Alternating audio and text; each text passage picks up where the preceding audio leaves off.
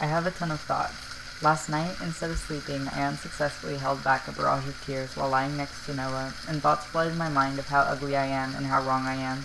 And why am I like this? How could I ever know if I'm really non-binary or trans enough or too trans?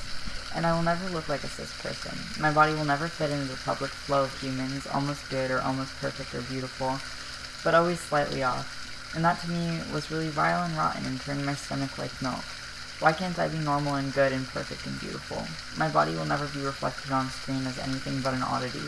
My body will never be reflected in a mirror as anything but an oddity, and my body will never be reflected in a lover's eyes as anything more than vile.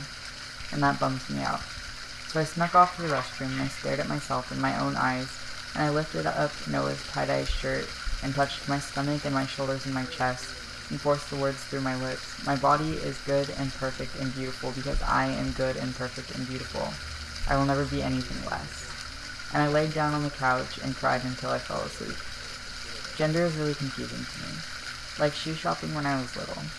I had no grasp on what size I could squeeze my toes into, and everyone seemed to handle it with ease, and I would just sit on the ground while I attempted to grind my feet into several pairs of ill-fitting shoes until I would give up and lie and say I liked the pair.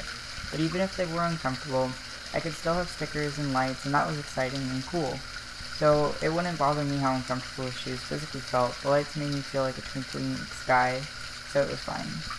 Now I shove my body into things like dresses or shear my hair for the weather, and I know that this is a size 4 and that's a size 6, and I am a ball of celestial gas that doesn't have an earthly size, and everything feels like shoving, and I feel trapped.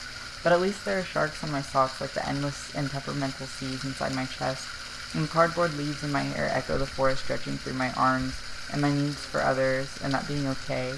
And while I feel physically trapped when I'm called sir on the bus, the stars in my eyes go as far as the universe, and I know that I can't be contained, and my body is good and perfect and beautiful, and a container for my soul, and I love it because I love me.